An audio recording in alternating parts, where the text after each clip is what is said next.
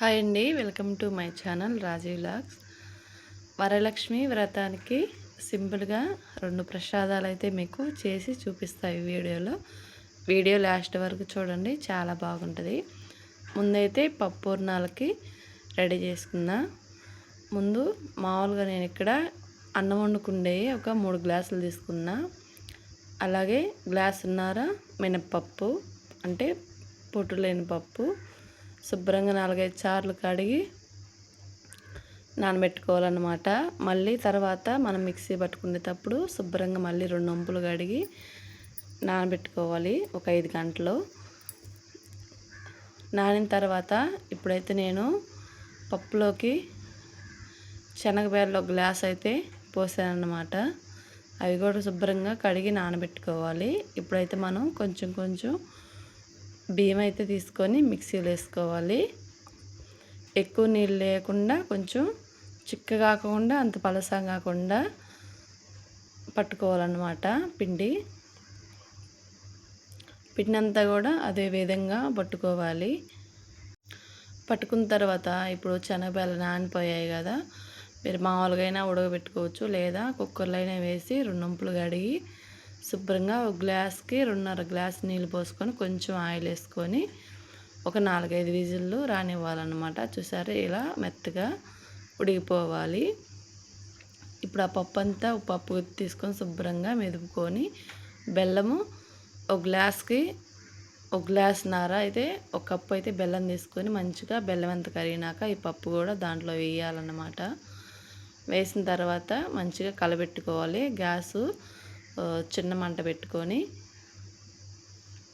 కలిపుకొని ఒక 10 నిమిషాలు ఉంటే మనకి చక్కగా గట్టి అయిపోయింది అనమాట. ఇప్పుడు ఫైనల్లీ 4-5 యాలకులు వేసుకుంటే మనకి ఫ్లేవర్ మంచి వాసన వచ్చిద్ది. అదంతా ప్లేట్లో పక్కన తీసి పెట్టుకొని ఒక 10 నిమిషాలు చల్లారి పెట్టుకుంటే మనకి బాగా వంటల్లాగా వస్తాయి అన్నమాట. ఆ వంటలు మనము అన్నిలాగా నాకు ఒక గ్లాస్ ఇక్కడ ఖచ్చితంగా 12 వంటలు అయితే వచ్చి నేను కొంచెం పెద్దగా చేసుకున్నాను అనమాట. ఇప్పుడైతే మనం వంటలన్నీ పక్కన పెట్టుకొని మిక్సీ పట్టుకున్నాం కదా, ఆ పిండి అయితే బాగా ఒక 4-5 గంటలు మంచిగా ఇలాగా నాని పొంగాలన్నమాట. అప్పుడే మనకు పూర్ణం అయితే బాగా పొంగిద్ది. ఇంకా అవన్నీ నూనె మంచిగా వేడి చేసుకున్నాక ఈ పూర్ణం తీసిపోయి మనం పిండిలో వేసి అటు ఇటు ముంచి చేత్తో కాకుండా ఇలాగా ఒక స్పూన్ తీసుకొని ఆ స్పూన్లోగా అటు ఇటు పొర్లించి నూనెలో వేసుకోవాలి. చాలా సింపుల్ అండి. చాలామంది చాలా కష్టం అనుకుంటారు. మనం ఉండే విధాన్ని బట్టి చాలా సింపుల్ అనిపించింది. అన్నీ కూడా అలాగే వేసుకోవాలి. నూనెలో వేసుకున్న ఒక 2 నిమిషాలు కదలేకుండా అవన్నీ మంచిగా పైకి తేలొచ్చి దాకా మనం గెంటి పెట్టి కలబెట్టకూడదు. తర్వాత పూర్ణాలు అయితే పైకి వస్తాయి. పైకి వచ్చినప్పుడు అటు ఇటు అన్నీ కలిదిప్పుకోవాలన్నమాట. కలిదిప్పుకొని వేగిపోయిన తర్వాత మంచిగా ఒక ప్లేట్లోకి తీసుకోవాలని నేను చెప్పిన కొలతలు చూసారా, చాలా బాగా వచ్చినాయి పూర్ణాలు అయితే గుండ్రుగా. అవన్నీ రెండో వాయి కూడా అలాగే వేసుకోవాలన్నమాట. చాలా బాగుంటాయండి, చాలా సింపుల్ కూడా. చూసారా ఎంత పర్ఫెక్ట్గా వచ్చాయో, చాలా బాగా వచ్చాయి. పూర్ణాలు అయితే మనకి రెడీ అయిపోయాయి కదా. ఇప్పుడు వడకి ఒక గిన్నె తీసుకొని 2 గ్లాసులు అయితే పొట్టు లేని మినప్పప్పు తీసుకొని ఒక 4-5 గంటలు మంచిగా నానబెట్టుకోవాలన్నమాట. నానిన తర్వాత మనము ఒక్క చుక్క కూడా నీళ్ళు లేకుండా మిక్సీలోకి అప్పుడు బేళ్ళన్నీ వేసుకొని మెత్తగా మిక్సీ అయితే పట్టుకోవాలి. పట్టుకున్న తర్వాత ఇక్కడ ఉల్లిపాయ వేయకూడదు, పచ్చిమిరకాయ, అలాగే కరివేపాకు, కొద్దిగా జీలకర్ర, కొత్తిమీర, ఉప్పు వేసుకోవాలన్నమాట.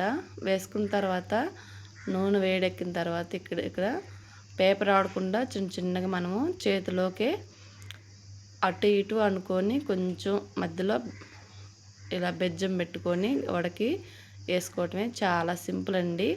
మీకు అంత కష్టమైతే చేతికి కొంచెం నీళ్ళు రాసుకొని చేసుకుంటే ఇంకా సింపుల్ అయిపోతుందండి. చూసారా, అన్నీ ఇలాగే చేసుకోవాలి వడలు కూడా. మీకు ఇంట్లోకి కావాలంటే మంచిగా చక్కగా సన్నగా ఉల్లిపాయలు కోసుకొని చేసుకోవచ్చు. అలాగే మంచి ప్రసాదం కాబట్టి నేను ఇక్కడ ఉల్లిపాయ లేకుండానే వేసి చేస్తున్నాను అనమాట. చాలా సింపుల్ అండి, చాలా ఈజీ కూడా. చూసారా, తక్కువ టైంలోనే 2 ప్రసాదాలు అయితే మీకు చేసి చూపించా. ఈ వీడియో ఎలా ఉందో కొంచెం చెప్పండి. అలాగే మన ఛానల్ని కొంచెం లైక్ చేయండి. మీరు లైక్ చేసే వల్ల మన వీడియో అయితే ఇంకొకరికైతే రీచ్ అయిపోద్ది. అలాగే చాలా సింపుల్ కూడా అండి, చాలా ఈజీగా వచ్చి నేను చెప్పిన కొలతల్లో ఒక్కసారి మీరు కూడా చేసి చూడండి. ఎలా వచ్చిందో కామెంట్ చేయండి. ఉంటా బాయ్. నేను మీ రాజీ వ్లాగ్స్.